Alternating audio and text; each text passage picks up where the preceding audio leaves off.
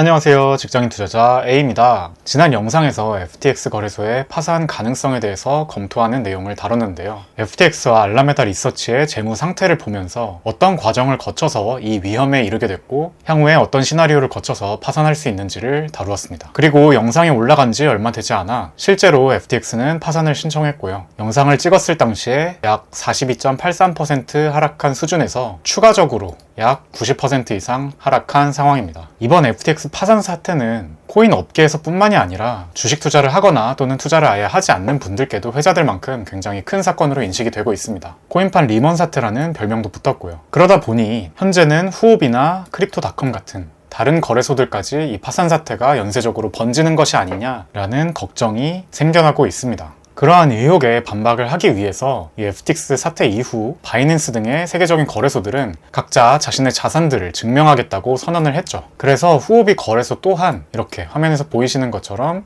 자신들의 공식 웹사이트에 모든 코인 지갑의 주소와 보유량을 공개했습니다.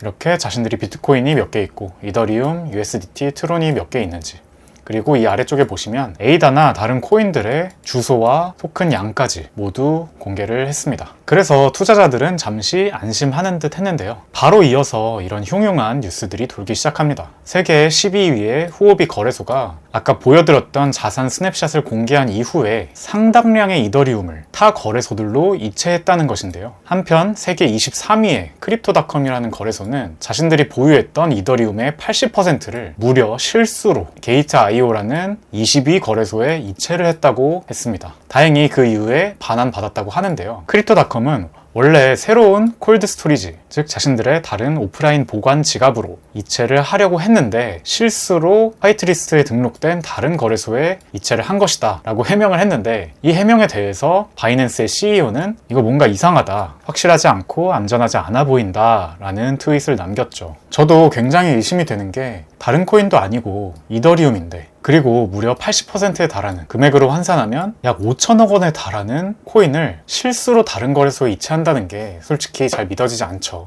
그래서 이러한 의혹이 생겨났습니다. 스샷을 찍기 위해서, 그 자산증명 스냅샷을 찍기 위해서 거래소 간 잠시 서로 빌리고 빌려주는 것 아니었나 라는 것이죠. 즉 거래소 내에 자신들이 보유한 코인이 실제로 공개돼야 될 만큼 없으니까, 고객들이 예치한 만큼 없으니까 부족한 코인을 서로 빌려줬던 것 아니냐라는 의혹입니다. 사람들은 다시 불안해하기 시작했죠. FTX처럼 고객 예치금을 혹시 다른 데 사용하고 있었던 것은 아닐까? 이러한 의문이 들면서 FTX의 영향으로 혹시 다른 거래소들까지 이번에 같이 파산하는 거 아니냐라는 의혹이 실시간으로 제기되고 있습니다. 저도 이 문제에 답하기 위해서 거의 하루 종일 자료들을 리서치하고 참 많은 생각을 했는데요. 그 내용들을 잠시 공유드리면, 이렇게 후오비의 자산 내역, 공개된 자산 내역을 정리하고 오늘자 가격을 곱해서 이 실제 금액이 어느 정도 되고 그 금액의 비중이 전체에 어느 정도 되는지 계산을 해봤습니다. 눈에 띄었던 것이 후오비는 트론과 후오비 토큰, 즉 자체 토큰의 비중이 굉장히 높은 편이었어요. 합쳐서 약 38% 정도 됐고요. 반면에 달러와 동일한 가치를 가지는 USDT, 테더는 23%에 불과했습니다. 이를 통해서 트론과 후오비 토큰의 비중이 굉장히 높고 유사시에 파산 가능성이 점차 커지고 이 거래소가 위험 상황에 처하면 가지고 있는 비트코인이나 이더리움을 시장에 던질 수 있겠다, 이것이 시장에 하방 압력으로 작용할 수 있겠다 라는 생각이 들었습니다. 두 번째로 크립토닷컴의 자산 내역도 찾아봤는데요. 여긴 더 특이했던 게 시바 토큰의 비중이 20.72%였습니다. 굉장히 비중이 높았고, 여기도 마찬가지로 비트코인과 이더리움 비중이 굉장히 높기 때문에 유사시에 시장에 매도를 할 수 있겠다 라는 생각이 들었는데요. 그런데 결국 그래서 파산하는 거야 마는 거야 라고 다시 처음에 질문을 던져본다면 저의 결론은 아직은 모른다였습니다. 그 이유는 이렇게 코인의 구성을 아는 것만으로는 이 질문에 답하기에 불충분하다는 것이었는데요. 그럼 우린 무엇을 알아야 판단이 가능할까? 라고 생각을 했을 때 결국은 이 거래소들의 부채 비중이 얼마인지가 제일 중요하겠다. 이 비중을 알아야 질문에 답할 수 있겠다 라는 생각이었습니다. 이유를 말씀드려 볼게요. 자, 파산이라는 것이 언제 일어날까? 우리 개인들의 삶에 빗대어 생각을 해보면 꾸준히 소비되는 돈과 부채가 있을 때 그 원금, 그리고 부채 때문에 갚아야 하는 이자의 합이 내가 가지고 있는 돈과 그리고 곧 수익으로 들어올 돈을 합한 것보다 훨씬 더 클 경우에 파산을 하게 됩니다.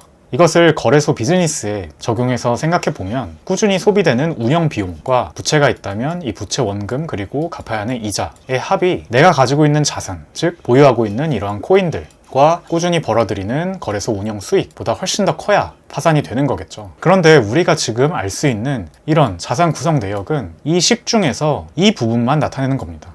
보유 코인이 얼마나 되는지. 운영 수익도 기사를 찾아보면 대략 알 수 있고, 운영 비용도 운영 수익보다는 훨씬 작겠지라고 생각을 할 수 있겠죠. 그런데 아직도 이 부분, 부채 원금과 이자가 얼마나 되는지를 모르는 겁니다. 그런데 이러한 부채 비율은 거래소에서 먼저 공개를 해주지 않는 이상 이러한 이상한 움직임을 통해서 부채가 있을 수도 있겠다라고 짐작만 가능합니다. 그래서 우리가 해야 할 일은 일단 해당 거래소에 의혹이 있으니 절대 사용하지 않는 것이겠고요. 만약 코인이 남아있다면 전부 다른 거래소로 인출하는 것이겠습니다. 그리고 해당 거래소가 부채 내용을 공개하는지 꾸준히 모니터링 해봐야 할 것입니다. 비록 그들이 먼저 공개하기 전에 알 수는 없지만 추론을 해볼 수는 있겠죠. 후오비는 과연 고객의 자금을 사용해서 투자했다가 손해를 본 위험에 처해 있을까? 혹은 후오비 토큰 같은 자체 토큰으로 담보를 삼아 많은 대출을 받은 것은 아닐까? 지금부터는 그러한 대출을 받았을 것이라고 가정을 해보고 이야기를 진행해 보겠습니다. 왜냐하면 저의 개인적인 생각으로는 충분히 가능하기 때문입니다. 먼저 지금처럼 수상한 자금의 움직임을 봐도 그러하고요. 또 전통 금융에서 은행도 지급 준비율이라는 것이 있습니다. 은행이 예치를 예를 들어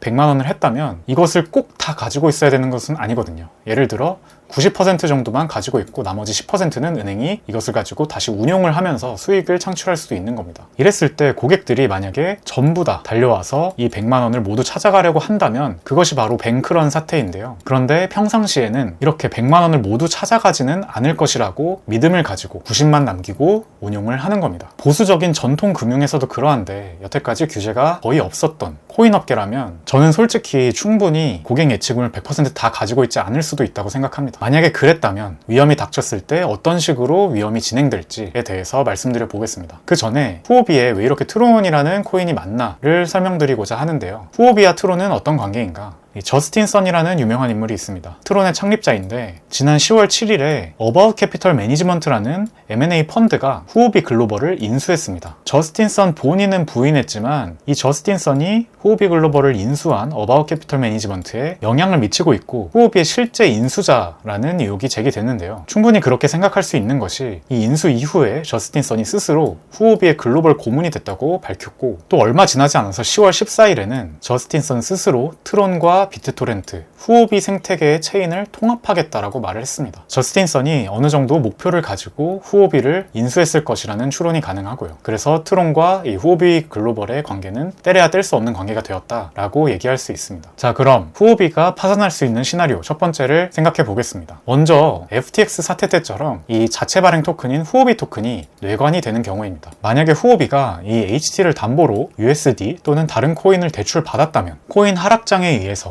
또는 누군가가 이 후오비 토큰을 매도함에 따라서 후오비 토큰의 가격이 하락하면 대출에 대한 담보 가치가 하락할 것이고 따라서 대출 상환 압박이 들어오겠죠. 또는 이 후오비 토큰을 담보로 대출을 받았는데 그 대출받은 코인으로 후오비 거래소가 어딘가에 투자를 했다가 손해를 입은 상태인 겁니다. 그렇다면 원금까지 위협을 받는 상황이겠죠. 이때 대출 규모가 너무 크고 당장 담보의 가치가 올라가지도 않는 상황이 되면 파산으로 이어질 수 있겠습니다. 이것이 바로 FTX가 파산했던 경로와 매우 유사한 시나리오죠. FTX가 어떻게 파산했는지, 그 리스크는 어땠는지, 그 구조는 어땠는지 궁금하시다면 지난 영상을 참조해 주시면 감사하겠습니다. 두 번째 시나리오는 조금 다른 시나리오인데요. USDD라는 트론의 스테이블 코인과 트론 코인이 뇌관이 되는 경우입니다. 이것은 루나 사태 때와 유사한 시나리오인데요. 참고로 이 USDD와 트론은 루나 사태 때 테라와 루나의 관계라고 생각을 하시면 되겠습니다. 애초에 루나의 메커니즘을 따라서 만든 코인이고요. 담보금 비중을 많이 늘렸다고는 하지만 저는 여전히 매우 명확한 한계가 있다고 생각하고 있고 그 점은 뒤에서 다시 말씀드리겠습니다. 만약에 위기가 닥친다면 이런 식으로 진행이 될 거라고 생각합니다. 이 트론에서 발행한 스테이블 코인인 USDD를 누군가가 대량 매도하는 겁니다. 그때 USDD와 USD의 디패깅이 발생하겠죠. 즉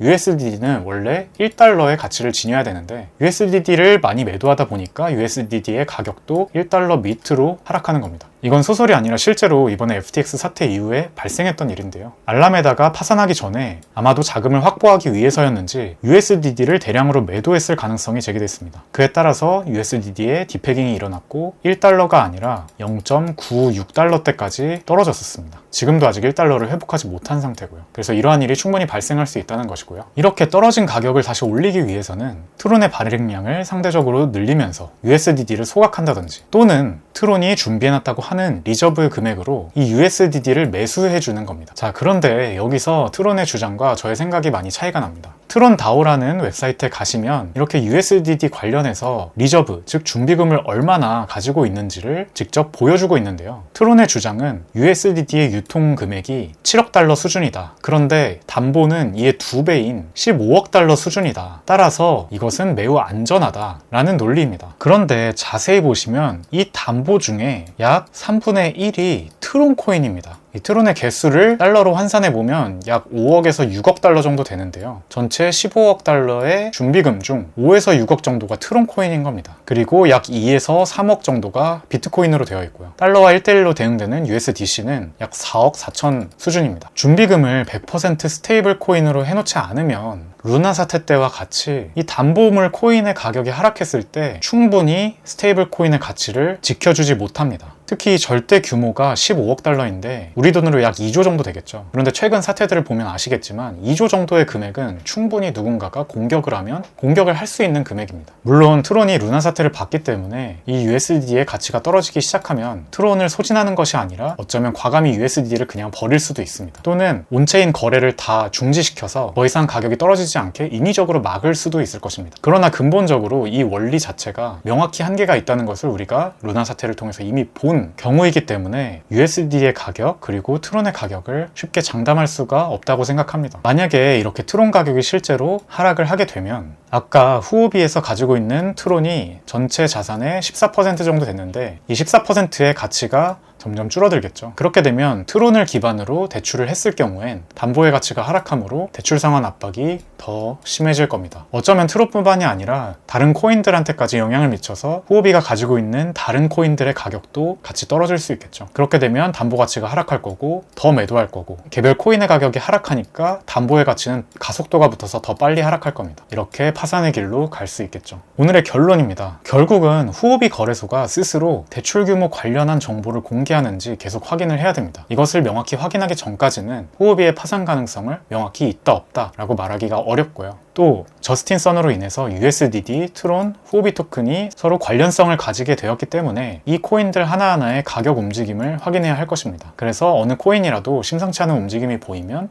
다른 코인들도 혹시 영향을 받지 않는지 계속해서 체크를 해야겠고요. 마지막으로는 이러한 의혹이 풀리기 전까지는 후오비나 크립토닷컴 같은 거래소에서 모든 코인을 출금하시는 것이 바람직하겠습니다. 제가 지난 영상에서 FTX에서도 모든 코인을 당장 출금하자라고 말씀을 드렸는데 바로 얼마 지나지 않아서 출금이 막히는 사태가 벌어졌죠. 코인 시장은 굉장히 빨리 진행이 되기 때문에 어떤 결정이 내려졌다면 실행을 빨리 해야 합니다. 이 점을 참고하셔서 투자하시길 바라겠습니다. 오늘 영상은 여기까지고요. 오늘도 끝까지 시청해주셔서 감사합니다. 저는 다음 영상에서 더 좋은 내용으로 찾아뵙겠습니다. 직장인 투자자 A였습니다.